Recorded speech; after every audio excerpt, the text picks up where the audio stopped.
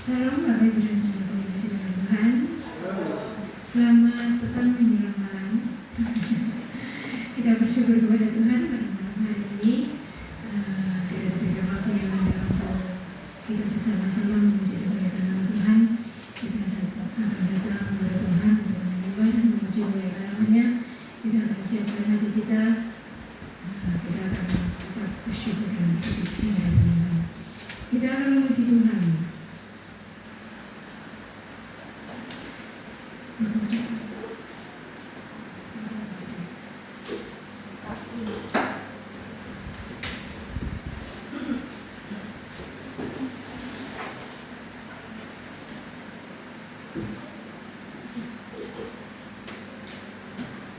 Baik, Bapak Ibu dan Saudara yang masih dalam Tuhan, kita akan mengawali ibadah kita dengan memuji Tuhan untuk kemuliaan.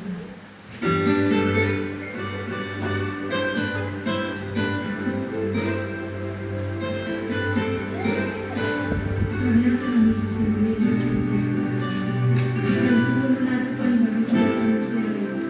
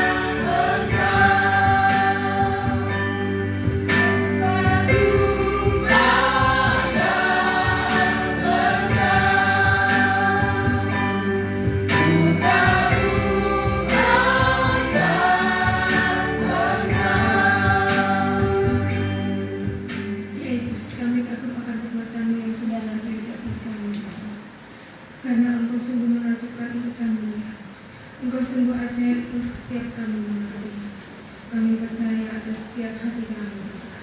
Biarlah hamba-Nya Kau untuk kami pada malam hari ini, yang pada saat ini datang mendengar Engkau. Kami percayakan pada malam hari ini, biarlah pimpinan kuasa Tuhan boleh menyertai kami dari awal hingga akhir, supaya kami boleh merasakan kehadiran Tuhan, boleh merasakan jamahan kuasa Tuhan, supaya kami benar-benar ada di hati Tuhan dan Tuhan sendiri ada di hati kami. Terima kasih Bapa untuk malam hari ini. Terima kasih Yesus untuk ibadah yang sungguh bersukacita dan hikmat kami. Terima kasih Bapa, karena Tuhan. Amin. Masih tetap berdiri ya Bapak Ibu dan Saudara yang kasih dalam Tuhan.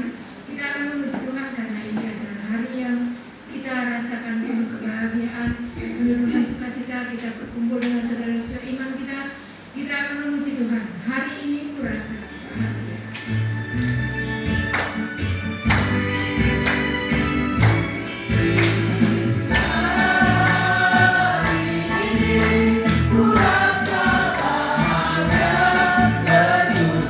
Bersama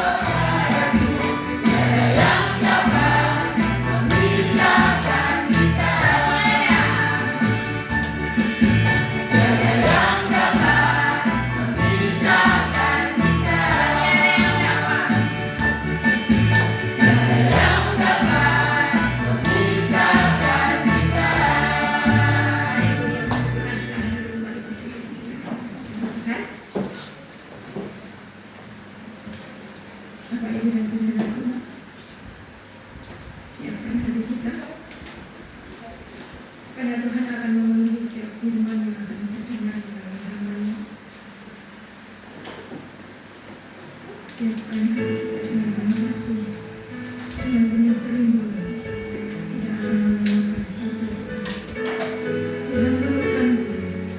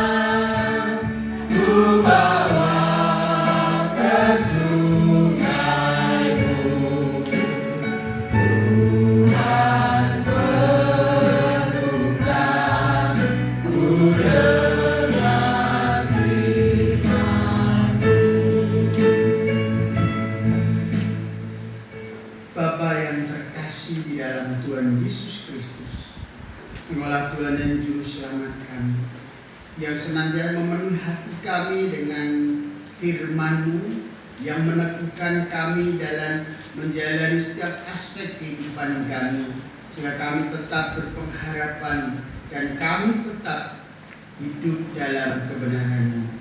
Saat ini Tuhan, bukalah hati kami untuk kami boleh belajar akan apa yang ingin Tuhan sampaikan melalui kebenaran firman-Mu pada malam ini. Ajarlah kami untuk mengerti, memahami dan melakukan kehendak-Mu. Dalam kuasa Roh Kudus, kiranya akan membimbing kami, mencerahkan kami, sehingga apa yang kami baca, apa yang kami dengar, apa yang kami pelajari sungguh-sungguh menjadi makanan rohani dalam hidup kami. Terima kasih Tuhan Yesus, kami mengucap syukur dan berdoa. Amin. Shalom Bapak Saudara terkasih di dalam Tuhan. Kita bersama-sama kita akan kembali menyimak di dalam tema kita pada bulan Juli ini, di mana hidup dalam keseimbangan.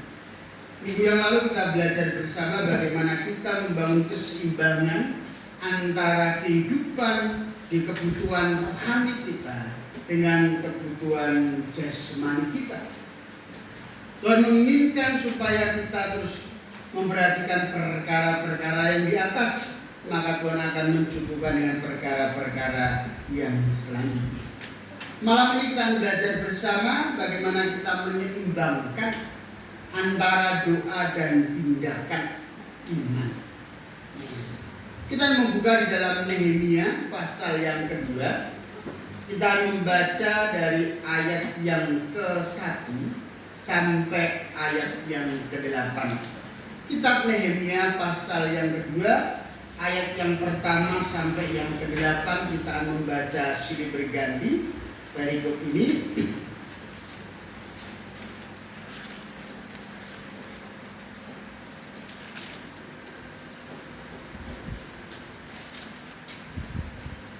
Nehemia diutus ke Yerusalem. Kita baca. Pada bulan Nisan tahun ke-20 pemerintahan Raja Artahasta, ketika menjadi tugasku untuk menyediakan anggur, aku mengangkat anggur dan menyampaikannya kepada raja. Karena aku kelihatan sedih, ya, memang belum pernah terjadi di hadapan raja. Berkatalah kepadaku, mengapa mukamu muram, walaupun engkau tidak sakit, engkau tentu bersedih hati. Lalu aku menjadi sangat takut. Jawabku kepada raja, hiduplah raja untuk selama-lamanya. Bagaimana mukaku tidak akan muram kalau kota tempat perkuburan nenek moyangku telah menjadi reruntuhan dan pintu-pintu gerbangnya habis dimakan api. Lalu kata raja kepadaku, jadi apa yang kau inginkan? Maka aku berdoa kepada Allah semesta langit.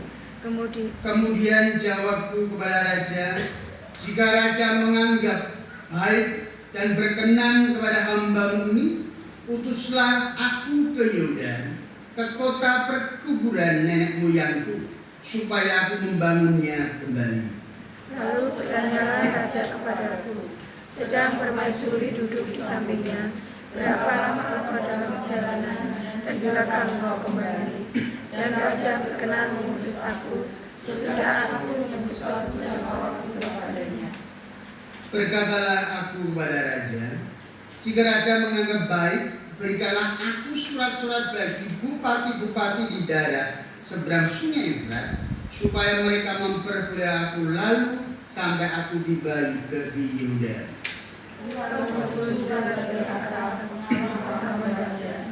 Supaya memberikan kayu untuk memasang kalau pada pintu-pintu gerbang dan bait suci, untuk tembok kota dan untuk rumah yang akan kudiami.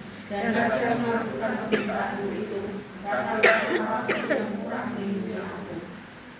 Bagian akhir dikatakan, dan raja mengabulkan permintaanku itu karena tangan Allahku yang murah melindungi aku.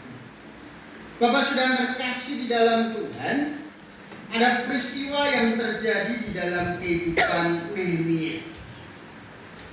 Dia sebagai seorang pramusaji yang diminta untuk menyediakan baik makanan atau minuman raja. Setiap orang yang akan menyediakan, melayani raja harus menyampaikan dengan benar, dengan tindakan yang benar, dengan segala sesuatunya itu baik.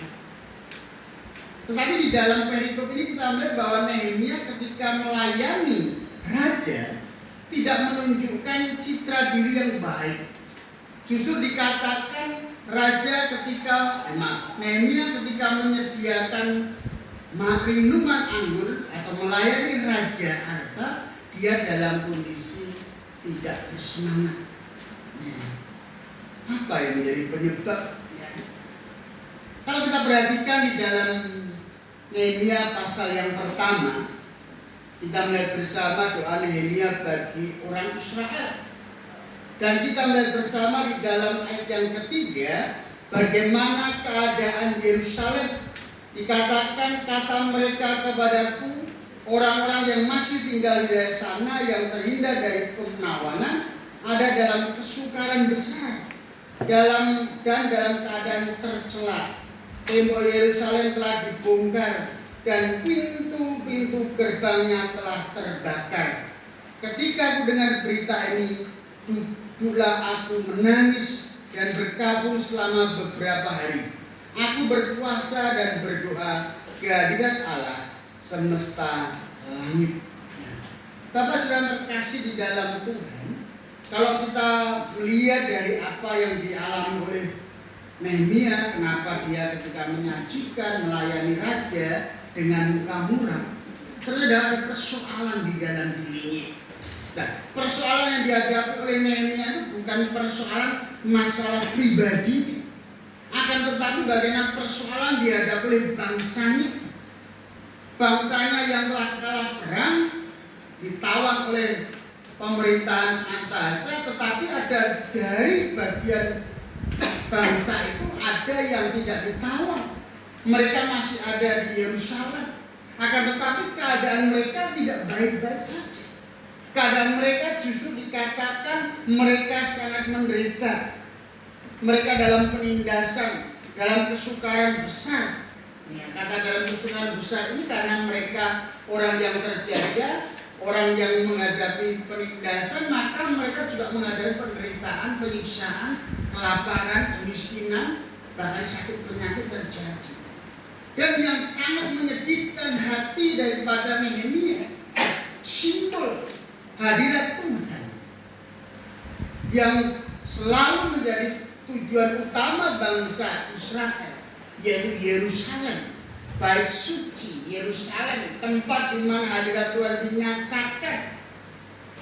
Justru pada akhirnya dikatakan tembok Yerusalem telah terbakar dan pintu-pintu gerbangnya telah terbakar juga. Hal ini menunjukkan bagaimana bukan hanya secara jasmani mereka menghadapi tantangan, tetapi secara rohani mereka juga menghadapi tekanan. Secara fisik mereka tertekan, secara rohani mereka juga terhalang untuk membangun hubungan dengan Tuhan. Nah, seringkali kita diberhadapkan dengan kondisi yang sama, ya, antara kemarin kita belajar bagaimana kita memenuhi kebutuhan rohani kita, namun juga kita diberhadapkan dengan bagaimana kita diberhadapkan dengan kenyataan hidup dan kehidupan saat ini. Ya, kita harus memilih antara kita mengikuti hawa nafsu kita atau kita mengikuti keinginan roh. Nah, dua hal ini terjadi dalam kehidupan kita. Keseimbangan di antara harus kita bisa membuat sebuah keputusan yang sangat-sangat pelik sehingga membawa dampak di mana kemuliaan Tuhan tetap dinyatakan. Kondisi yang dialami Nehemia juga melihat dia prihatin terhadap melihat tembok yang tinggi yang biasa dipakai untuk membentengi mereka masuk ke hadirat Tuhan telah terbongkar. Pintu-pintu Yerusalem yaitu bait Allah telah hancur. Nah, dalam situasi ini Nehemia secara pribadi ada hati untuk Yerusalem, tetapi secara tindakan ia tidak mampu melakukannya karena ia sudah ada dalam tawanan di bawah pemerintahan Raja Artahsasta. Nah, sebagai seorang bawahan dia tidak bisa berbuat apa-apa. Sebagai seorang bawahan dia hanya bisa menangis dan berseru di hadapan Tuhan. Karena tahu sumber segala pengharapan hanya ada di dalam Tuhan. Sehingga dikatakan duduklah aku menangis dan berkabung selama beberapa hari. Aku berpuasa dan berdoa ke hadirat Allah semesta langit. Ya. Secara pribadi dia tidak mampu berbuat apa-apa, tetapi dia hanya mampu berdoa. Ya. Doa tidak selalu mengubah keadaan seketika, tetapi dengan doa yang selalu kita ucapkan, doa yang selalu kita sampaikan kepada Tuhan, merupakan suatu cara bagaimana kita mengundang Allah bekerja dalam kehidupan kita, dan Allah itu akan membukakan jalan menurut kehendak-Nya. Tapi sudah terkasih di dalam Tuhan. Dari hari ini kita akan lihat bersama bagaimana Nehemia ketika menghadapi tantangan secara nyata, ia datang kepada Tuhan.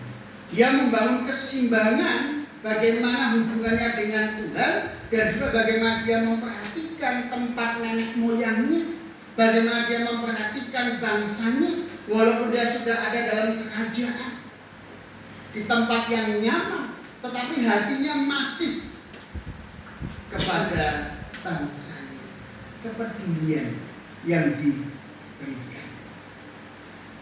Karena Nehemia tahu bahwa doa selalu mempersiapkan hati kita sebelum Tuhan membuka jalan. Melalui doa Nehemia memahami bahwa ketika ia berdoa ada sebuah persiapan bagaimana karya Tuhan akan dinyatakan dalam kehidupan kita. Namun seringkali kita manusia pengennya yang terakhir, ya. Dan raja mengabulkan permintaanku itu karena tangan Allah yang berarti melindungi aku. Pengennya apa yang menjadi kebiasaannya tercapai. Secara instan kita pengen apa yang kita inginkan tercapai. Tetapi di sini melihat bagaimana Nehemia mengawali dengan doa. Nehemia telah berdoa dan berpuasa sebelum raja menanyakan akan keadaan. Tapi sudah terkasih di dalam Tuhan. Memang persoalan ada dalam kehidupan kita. Namun doa harus selalu menjadi bagian utama. Jangan sampai apa yang menjadi masalah kita lebih utama daripada doa. Nehemia mengedepankan bahwa doa itu menjadi bagian awal hubungan dan membangun hubungan dengan Tuhan. Walaupun kenyamanan yang dia rasakan tidak membuat dia nyaman, karena bagaimana Yerusalem, nenek tempat perkuburan nenek moyang, tempat peribadatan bangsanya, bangsa juga menghadapi tantangan. Ia pun datang kepada Tuhan. Nehemia mempersiapkan diri sebelum Tuhan membuka jalan baginya. Bapak sudah terkasih di dalam Tuhan Yesus Kristus, Nehemia berupaya menyeimbangkan akan dirinya.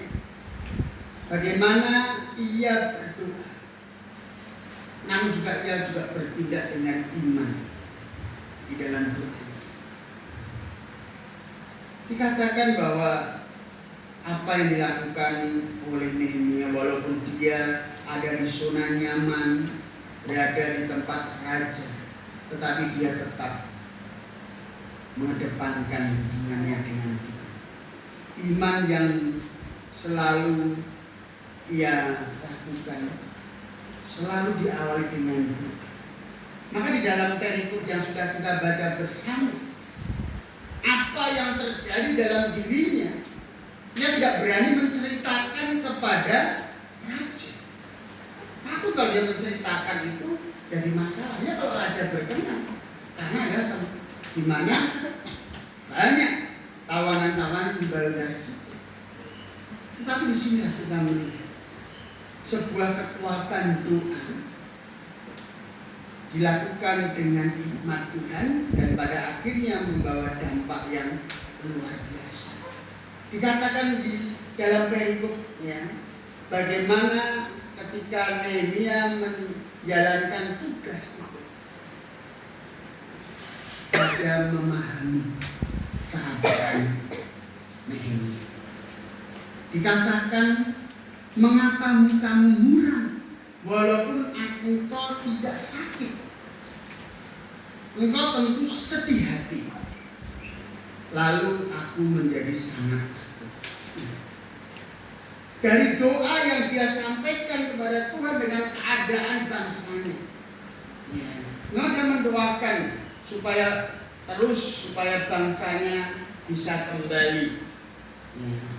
Di dalam ayat yang sebagian, Tuhan belah telinga kepada doa hamba-Mu ini dan kepada doa hamba-Mu yang rela takut akan nama-Mu Dan biarlah hamba-Mu berhasil hari ini dan mendapatkan belas kasihan dari orang ini ketika itu aku ini menjadi juru minum raja. Permohonan supaya dia dengarkan oleh raja. Tetapi justru disitulah kekuatan Tuhan yang dia jalani, maka memberikan dampak yang luar biasa. Raja tidak bertanya, dalam arti dia tidak menyampaikan unek-uneknya, masalahnya kepada raja, tetapi justru raja sendiri yang memahami. Nah, ini bukan karena Nehemia yang bertindak atau berlaku atau bersandiwara di hadapan raja seolah-olah dia, tetapi memang itu sebuah dampak dari doa yang yang dilakukan oleh Nehemia terlebih dahulu. Yang dalam doanya dia mempersiapkan Tuhan bekerja, sehingga raja bertanya kepadanya. Kalau bukan karena kekuatan doa, tidak mungkin raja bertanya kepada Nehemia. Jangan menunggu keadaan baik baru kita berdoa. Tapi dalam keadaan apapun malah kita tetap angkat doa kita. Karena segala persoalan kita hadapi kita tidak tahu pasti kapan berakhir, berapa besar tantangan yang kita hadapi, mampu tidak diri kita dalam menghadapi setiap tantangan itu. Tetapi ketika kita mendasarkan diri dengan doa, kita berdoa, jangan sampai menunggu keadaan baik dulu. Kita berdoa terus kepada Tuhan dengan semampu kita. Tuhan akan pakai. Tuhan memakai orang-orang yang bahkan tidak pernah kita pikirkan, memberi jalan yang terbaik dalam kehidupan kita. Orang yang bertekun dalam doa disiapkan ketika Tuhan membuka pintu berkatnya. Orang yang berdoa, tekun doa di dalam hadirat Tuhan, ia akan siap menerima pintu berkat dari Tuhan. Nah, inilah yang dialami oleh Nehemia.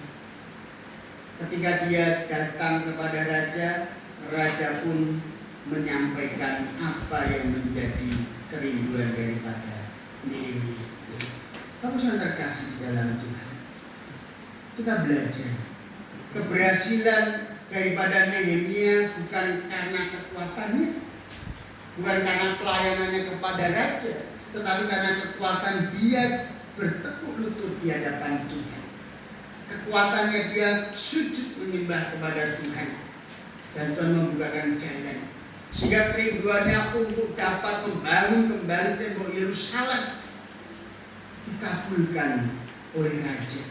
Bahkan kalau kita perhatikan apa yang dikabulkan oleh raja sangat luar biasa. Bukan hanya memberikan surat kepada raja-raja di sekitar Sungai Efrat atau bupati-bupati, pemimpin-pemimpin di seberang Sungai Efrat untuk dia bisa menyeberang sampai ke Yerusalem atau Yehuda.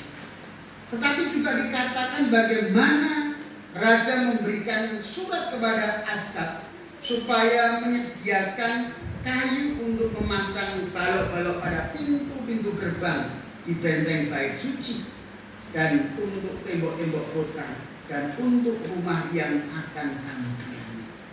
Yang artinya bahwa Tuhan mencukupkan. Dalam doa yang disampaikan kepada Tuhan, Tuhan pakai raja, dan dikatakan bukan hanya sebatas memberikan izin, tetapi juga memberikan kuasa kepada Asaf, ya, pengawas taman raja, untuk memberikan prasarana untuk pembangunan bait suci Yerusalem. Nah, kalau kita belajar banyak bagaimana pembangunan bait suci Yerusalem bisa terlaksana dengan baik, ya, tekad untuk membangun kembali tembok Yerusalem pun sangat luar biasa dan dibantu dari berbagai macam aspek. Nah, Bapak sudah terkasih di dalam Tuhan, bagaimana kita membangun doa kita, dan maka Tuhan memberikan jalan yang terbaik. Iman yang bergumul di dalam doa berdampak kuasa yang tak terbatas. Kita percaya punya Tuhan. Kita mau datang kepada Tuhan dalam doa, maka kuasa yang tak terbatas pun terjadi dalam kehidupan kita. Maka kita mengerti bahwa pergumulan yang kita hadapi adalah proses iman.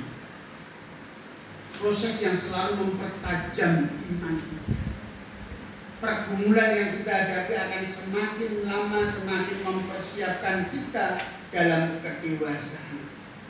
Kadang-kala kita bergumul dengan pertanyaan, Tuhan, sampai kapan aku menghadapi masalah ini? Tetapi Tuhan ingin supaya kita tidak bertanya sampai kapan.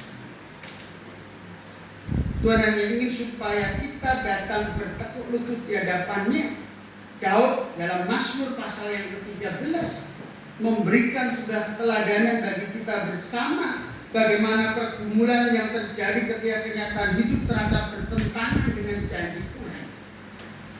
Daud tetap bertekuk lutut di hadapan Tuhan. Ingatlah bahwa pergumulan yang kita hadapi bukanlah tanda Tuhan itu meninggalkan kita, tapi justru disitulah Tuhan ingin menempa kita semakin kuat. Dan perlu kita menyadari bersama bahwa iman yang diiringi dengan doa, Tuhan tidak akan membiarkan sia-sia.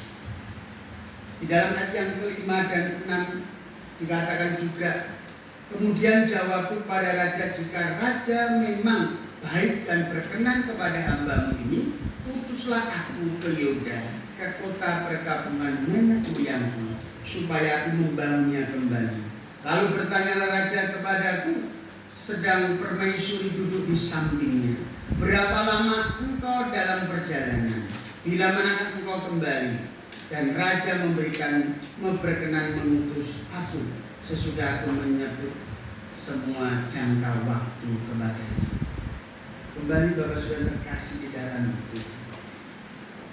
Di dalam hal ini Nehemia, selain dia mengimani akan karya Tuhan yang akan terjadi dalam kehidupannya, dia juga mempersiapkan rencana yang matang. Sebelum dia datang menyampaikan dan memberikan ini kepada raja, dia sudah mempersiapkan dulu apa yang akan ia sampaikan ketika nanti sewaktu-waktu Nehemia Raja Artaxerxes bertanya kepadanya. Nah, ini menunjukkan bagaimana iman yang benar adalah bagaimana iman yang dipersiapkan dengan perencanaan, bukan iman yang kosong, bukan iman yang sebatas aku percaya Tuhan, tetapi bagaimana kita juga percaya Tuhan, tetapi Tuhan juga memberikan kepada kita iman untuk melakukan apa yang kita harapkan. Seringkali kepercayaan kita hanya sebatas percaya, iman kita yang beriman. Iman yang sejati bukanlah bersikap pasif, yang hanya berpangku tangan, kemudian seolah-olah kita hanya menunggu, mujizat Tuhan terjadi. Tetapi iman yang sejati butuh persiapan mental, butuh perencanaan yang kuat. Apalagi ketika Nehemia mau ke Yerusalem, mau membangun bait suci Yerusalem, dia mempersiapkan terlebih dahulu perencanaan-perencanaannya. Dan ketika kesempatan datang, dia bisa menyampaikan hal yang benar. Kalau sudah terkasih di dalam Tuhan, perlu kita menyadari bersama bahwa iman dan perencanaan dalam hidup kita itu seperti dua sisi mata uang. Bisa saling memberikan identitas. Tidak mungkin mata uang itu sebelah kanan 100.000, sebelahnya 50.000. Nah, kalau itu dituduh, tapi kalau yang asli yang sah adalah sama-sama menunjukkan nilai daripada uang itu. Demikian juga iman dan perencanaan harus berjalan seimbang. Iman adalah percaya sepenuhnya kepada kedaulatan Tuhan dan janji Tuhan. Sedangkan perencanaan adalah tanggung jawab kita untuk mengelola apa yang Tuhan percayakan dalam kehidupan kita. hikmat yang Tuhan percayakan dalam kehidupan kita, dan juga talenta yang Tuhan berikan kepada kita, maka dari itu kita bangun keseimbangan. Ya, kita juga percaya sepenuhnya pada kedaulatan Tuhan, tetapi Tuhan memberikan kepada kita kemampuan, kita gunakan. Ya. Nehemia ketika menghadapi masalah yang dia hadapi, dia juga mempersiapkan diri. Bukan hanya berdoa, tetapi dia melakukan langkah-langkah untuk bisa ke sana. Bagaimana? Satu cara mendekati tokoh utama, yaitu raja. Ya. Dia mendekati orang kunci, sehingga ketika apa yang dihadapinya dibicarakan dengan orang kunci, maka akan terlaksana dengan baik. Ya. Ketika dia hanya minta tolong, ya, minta tolong kepada orang lain yang bukan orang kunci, yang muter-muter, ya, muter-muter gak sampai-sampai. Ya mau disampaikan itu. Oh ya gampang, nanti saya sampaikan. Nanti kapan? Tetapi ketika kita langsung bertemu dengan orang kunci, maka apa yang menjadi persoalan kita akan dapat terungkapkan, dan hasilnya pun juga akan terasa. Apakah itu ya atau tidak? Nehemia mengerti akan itu raja sebagai orang kunci. Dia datang kepada raja ketika dia diberi kesempatan menyediakan anggur kepada raja. Disitulah dia mencoba untuk menyampaikan apa yang menjadi isi hatinya. Ketika raja bertanya, namun dalam ayat 40 kita perhatikan bersama. Lalu kata raja kepada, jadi apa yang kau inginkan? Maka aku berdoa. Jadi di sini ketika dia ingin menyampaikan rencananya kepada Tuhan, dia tetap berdoa. Doa singkat, ya mungkin ketika ditanya apa masalahmu, ya langsung berdoa. Tuhan, tunjukkan apa yang harus kau katakan. Kemudian juga ketika raja bertanya, jadi apa yang kau inginkan Nehemia daripadaku, ya, supaya tidak salah ngomong, dia berdoa, Tuhan tolong berikan hikmat supaya saya bisa ngomong dengan tepat, dengan benar. Apa yang sudah saya rencanakan sesuai dengan kehendak Tuhan. Nah, ini yang menjadi poin yang disampaikan. Bagaimana keseimbangan antara doa dan tindakannya, ya, butuh, yaitu bagaimana kita merencanakan dengan baik. Coba kita lihat di dalam Amsal pasal 16 ayat yang ke-9. Amsal pasal 16 ayat yang ke-9.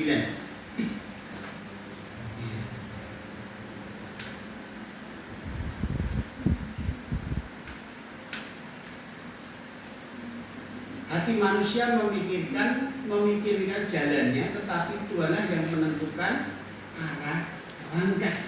Ya. Dan juga kita melihat bagi manusia merancangkan jalannya, tetapi Tuhanlah yang menentukan apa jadi arah langkah kita. Dalam terjemahan lain menyebutkan manusia punya rancangan, tetapi Tuhanlah yang menentukan arah langkahnya. Kita punya iman, kita punya perencanaan. Memang Tuhan yang melakukannya. Tetapi kalau kita tidak merencanakan sesuatu dalam kehidupan kita, kesalahan yang sering terjadi, seringkali kita membuat rencana tanpa melibatkan Tuhan. Ya. Seringkali kita bersikap pasif. Jangankan merencanakan, berdoa pun tidak. Tapi kita mau menerima apa yang kita inginkan. Di sini kita melihat bersama, Yakobus pun juga memperingatkan kepada kita untuk tidak merencanakan masa depan dengan kesombongan, merencanakan segala sesuatu dengan akal pikiran manusia, melainkan harus selalu melibatkan Tuhan. Selalu melibatkan Tuhan di dalam setiap perencanaan. Nehemia mengerti apa yang jadi kehendak Tuhan.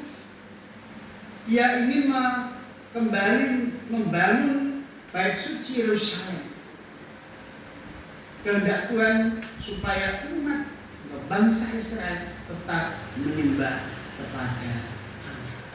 Ya memang bisa beda pada perjanjian lama dengan saat kita sekarang. kita langsung bisa menyembah pribadi lepas pribadi. Nah, tetapi pada masa itu bait suci Yerusalem menjadi pokok utama, simbol kerohanian umat Tuhan. Hadirat Tuhan melawat umatnya.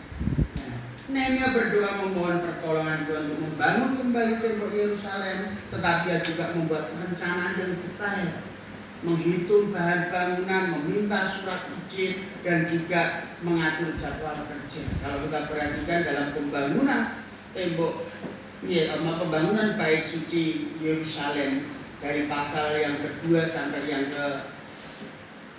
kita lihat dari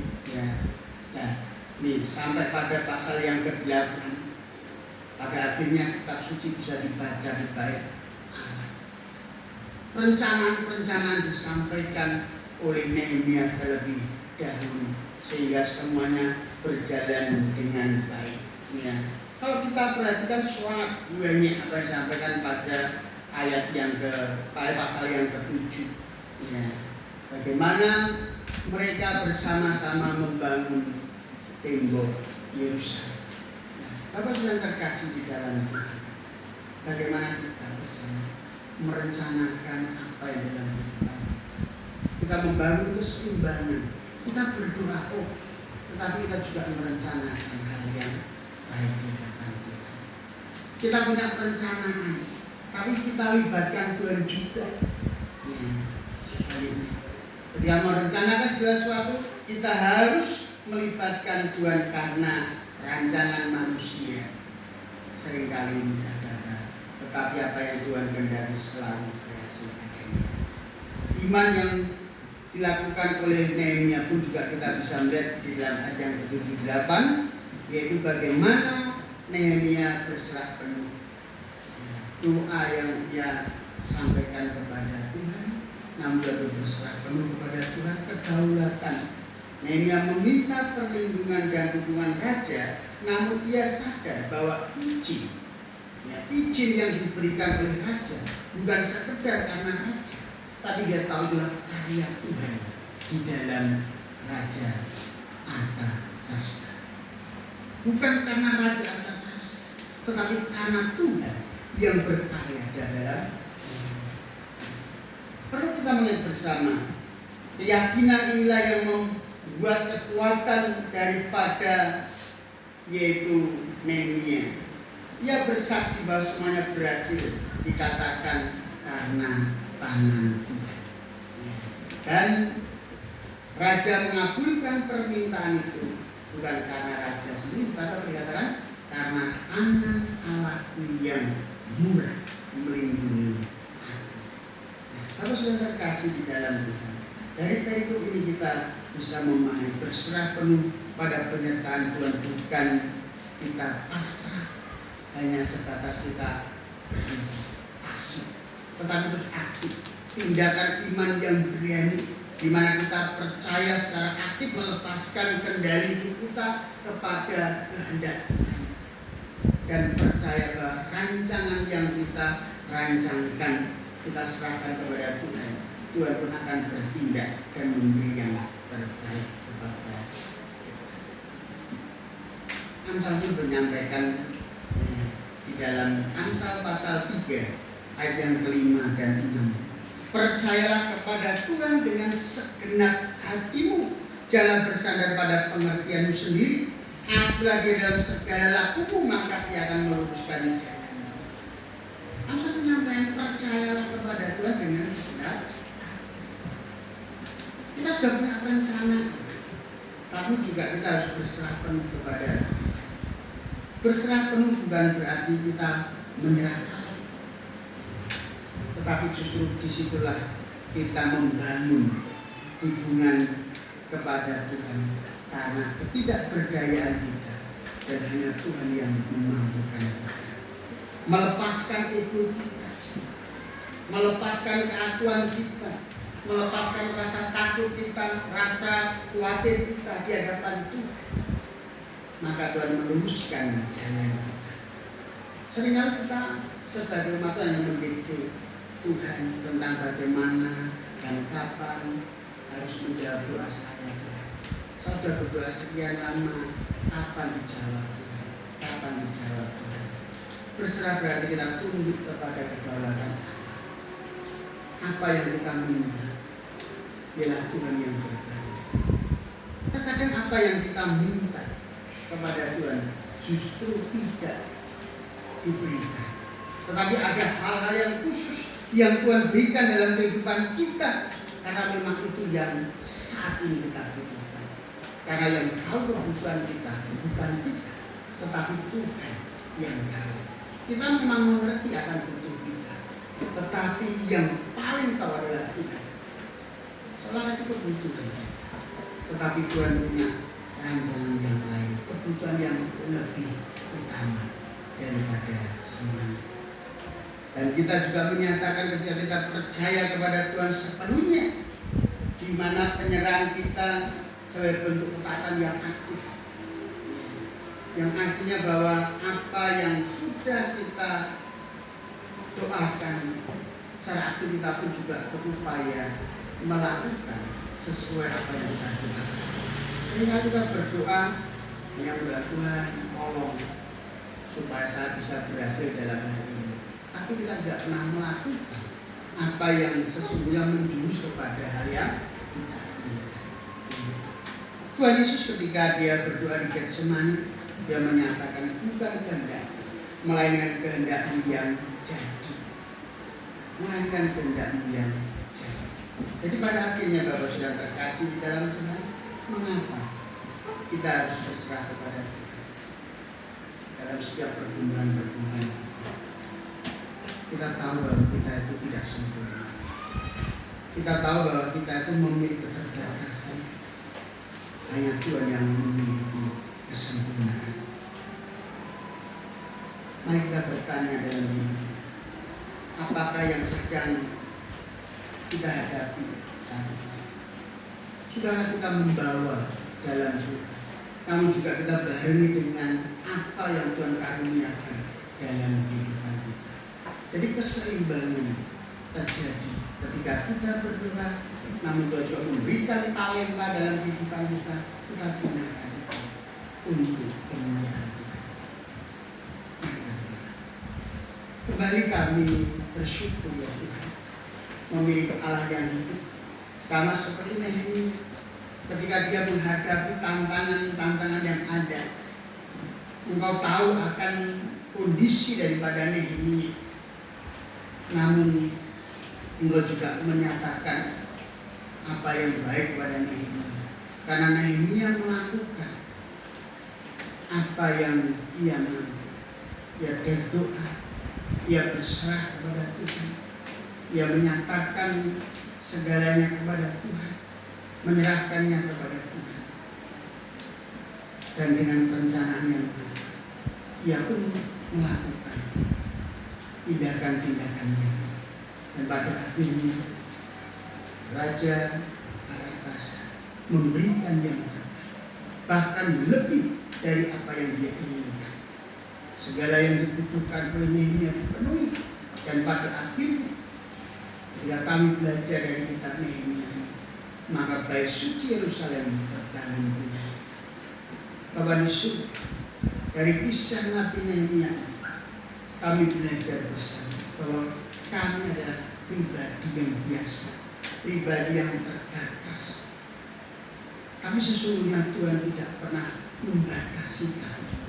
Hanya dengan berdoa dan melakukan tindakan-tindakan sesuai dengan Tuhan, Tuhan menyelaraskan dan memberkati kami.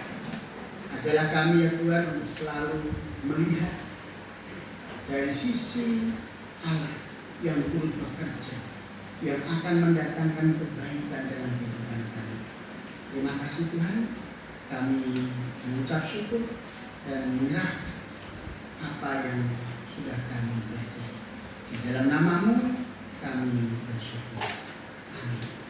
Mari kita bersama kita akan meresponi akan kebenaran firman Tuhan dengan menaikkan pujian serahkan pada Tuhan sebagai perwujudan pengakuan kita, keterbatasan kita, ketidakberdayaan kita. Hanya kuserahkan kepada Tuhan.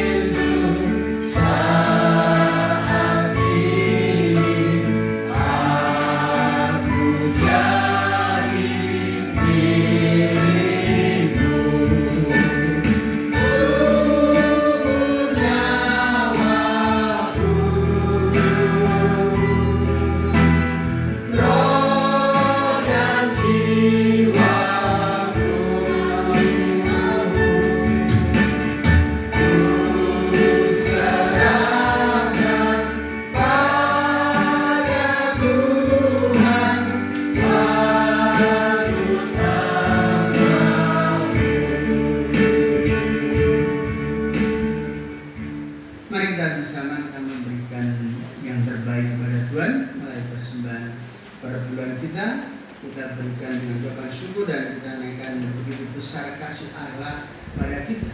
Saya minta Morina bisa menolong dalam persiapan.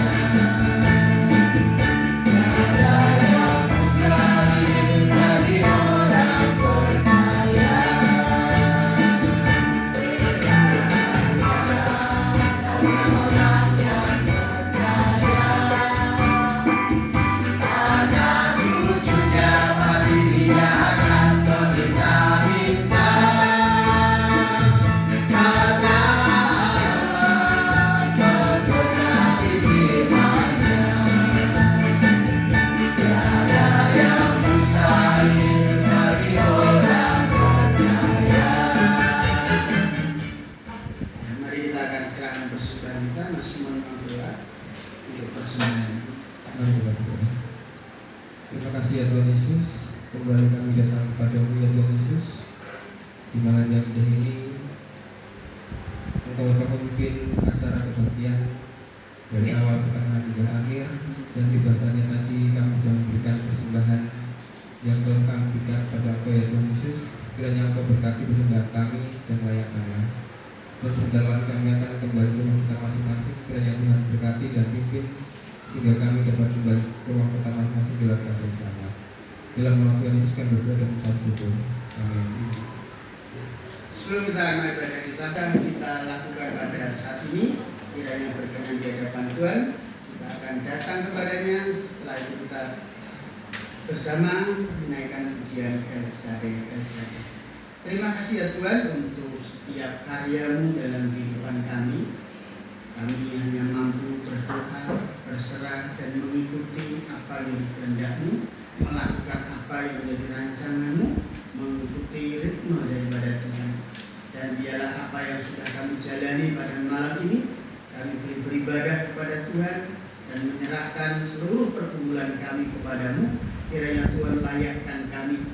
Biarlah berkat yang kami terima dari kebenaran firman Tuhan, bagaimana Nehemia terus datang kepada Tuhan, menyerahkan sepergumulan kepada Tuhan dan melakukan apa yang dia mampu, karena Tuhan memberikan hikmat kepadanya dan Tuhan meluruskan apa yang Tuhan yang Nehemia inginkan. Ajarlah kami untuk belajar dari Nehemia sehingga kami juga seturut dengan kehendak Tuhan. Terima kasih ya Tuhan. Dan sebentar kami akan pulang ke rumah kami masing-masing. Kiranya Tuhan berkati kasih karunia yang datang dari surga, yang dilimpahkan melalui pengorbanan Tuhan Yesus di kayu salib, yang menebus dosa-dosa kita bersama, dan karya Roh Kudus yang selalu membimbing, menyertai dan meneguhkan iman kita, menyertai Bapak Saudara sekalian sekarang sampai selama-lamanya. Tuhan Yesus memberkati. Kita naikkan pujian El Shaddai.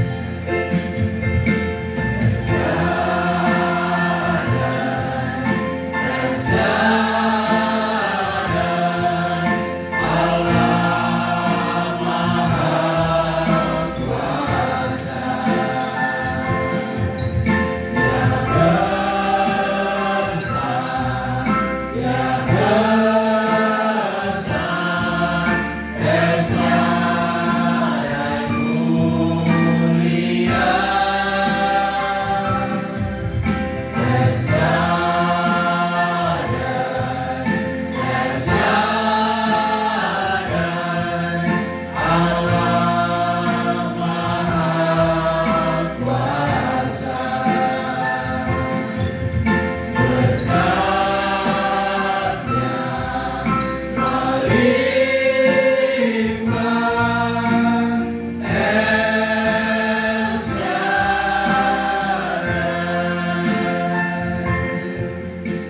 Silaban bela berjenang menjaga